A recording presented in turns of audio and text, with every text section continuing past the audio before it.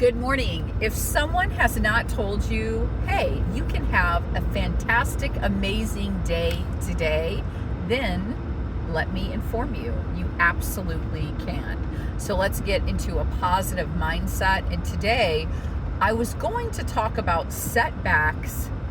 And then when I was pondering that, I realized that I needed to take a step backwards and first talk about why facing reality is so key to change. So maybe you've heard the saying, no pain, no gain. That's not necessarily true. And there's a lot of ways that you can lose weight, work on your addiction, anxiety, relationships. That doesn't have to be this painstaking, oh my God, right? I'm not doing it right if I'm starving, or if this isn't really hard and I'm not crying every session, I'm not giving my all to this marriage counseling. That's actually not true. That's actually not true. But what is true is many years ago, a guy came up with a model, the stages of change, and it talked about pre-contemplation, contemplation, all of this, right? And now we realize that that's for any decision, okay? And I may throw that model in now that I'm thinking about it as another free download in the program. But anyway, so the whole concept of it is that at first we're kind of in denial and we don't really recognize the problem, or at least we don't really think that it's a very big problem, right? And then maybe we're, pre-contemplating, maybe I'll take a look at that sometime, that it might be a problem. And then we actually contemplate about it and go, yeah, I'm taking a look at it. I guess this is a problem. And even then, we are probably going to say, well, I'll work on that next year, right? And then we finally get to 6 months or less, and then we finally get to today is the day of change, right? I'm making a decision to change. But we have to get there. And it's really important. Now, old school, when we talk about addiction, and if you're here to listen about anxiety, hold with me, because I'm just explaining how so many things tie together in life as far as concepts. So you've maybe heard in addiction, break people down and then you build them back up, and that's old school and they don't really do that anymore. But you do need to face reality. So when I was working for a large hospital in the area that I live, in the addiction part, I had this guy, and I really liked him. He was an older guy, and I was doing everything they were telling me to do. I was following their little model, their matrix model. I was doing the workbooks. I was asking him all the different areas of their life, his life in every session, and all of this stuff, encouraging him to get support. And this guy was continuing to drink and really struggle, like he would have sometimes he wouldn't drink, and then he would drink for 3 days. He was like, oh my God, and I was in my house and I wouldn't come out, and it was horrible, and why am I doing this to myself, and I'm really harming myself physically, and all of this stuff. Felt really guilty, just like, I don't want to do this anymore. I just keep on relapsing. And so I talked to a colleague of mine. She was actually in recovery herself, one of the smartest people that I know as far as addiction. And so I was talking to her about this client, right? And I was like, man, I am just struggling with him. I mean, he just keeps on coming in and being like, oh, I keep on relapsing. And she said, well, the first thing you need to do, Nancy, is let him know that that isn't relapsing. He's an active alcoholic that sometimes has a few days where he doesn't drink, right? This isn't relapsing. That is not the definition of relapsing. And so you need to talk to him about that. And sometimes it's easy, especially when you want to be kind, you're like, oh, I don't want to hurt their feelings, and I don't want to offend them, and I don't want to label them, and I don't want to blah, blah, blah. But the truth is that a lot of times we are doing people a disservice when we're not serving them reality. And now there's a kind way to do it.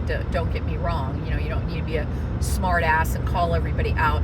And if you're going to call somebody out on something, you better have built a strong relationship, which is something that I tell clients all the time. That I've told counselors throughout the year, over the years, all the time, that you need to build a relationship, okay, with your clients before you start calling them out. Okay, and making sure that they're ready for that change before that. But to get to that change, you have to know reality. And so it wasn't being mean to him. It was like, you need to recognize this, okay? This is not relapsing. This is your active addiction. And after that, it did change, okay?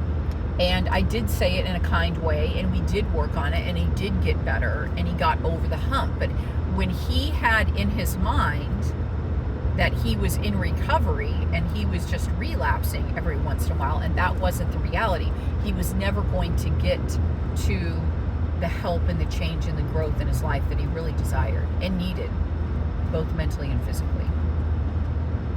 So why I say that is, it's so easy in life to quickly forget, isn't it? If you're listening to this, you're probably female, because my anxiety program is for women 35 plus, but even if you're not, you can probably relate excuse me, to some sort of pain that you had, and then it was quickly forgotten. For us women who have had children, it's painful, but how quickly we forget.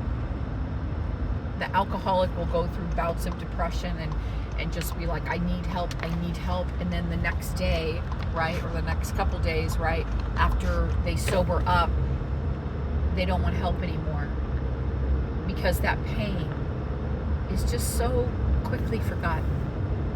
Now in anxiety, it's the same way. When your anxiety alarm that we're trying to disarm when it's not necessary, right, when you are, as a guy in a training said, when you are trying to use a bazooka to kill gnats, that's when it's not necessary, and we need to disarm that alarm. But when that alarm goes off, you are bound and determined that, hey, you know what? I don't care what my husband said. I know my anxiety, and whether he's upset with me or not, he just doesn't understand. I could not make that phone call. I could not make that phone call today, right? Because you felt the alarm going off and you listened to it. But now you step back, and some of you will come into my program, and some of you maybe have come into therapy or counseling before, and then people are asking you about your anxiety, and then it's kind of like, well, I don't know, it's really not that bad. Okay? But if you downplay it, whether that's intentional or not, the problem is that you won't get to where you need to be to make lasting change. Okay? And when we only have 90 days, you need to get there, right? So how do I do that? One thing is we talk individually, confidentially, in our individual sessions, and we look at, let's not just say, hey, your anxiety is just here. That's where we know it is. Now let's look at, how do you feel about yourself, and how does anxiety possibly hinder that, or influence that, or adjust that? Now let's look at anxiety and your physical health and your mental health. Let's look at, has anxiety changed decisions that you've made? Does it change where you go and you won't go, what you think you can do and you can't? And how does your anxiety affect your relationships? Does it affect your relationships? And again, with others and with yourself. And then once we look at that, it's not like doomsday and I'm calling you out and, boo-hoo, or I want you to make up that you have a bigger problem than you do. We just want to get a good overall picture so that we can also recognize how all of those areas will start to change when you get into the program. Okay? So there is some reality, and the The problem with anxiety and addiction is the same way. Abuse is the same way often. Abuse of drugs or alcohol, I mean.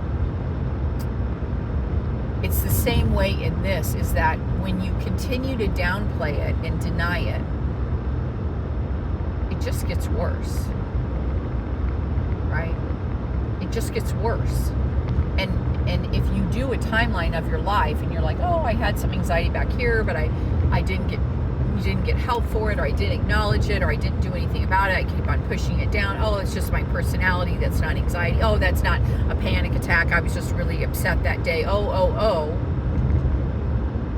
And I've worked with hundreds of clients, and when they start looking at a timeline, they're like, wow, I guess it has progressed.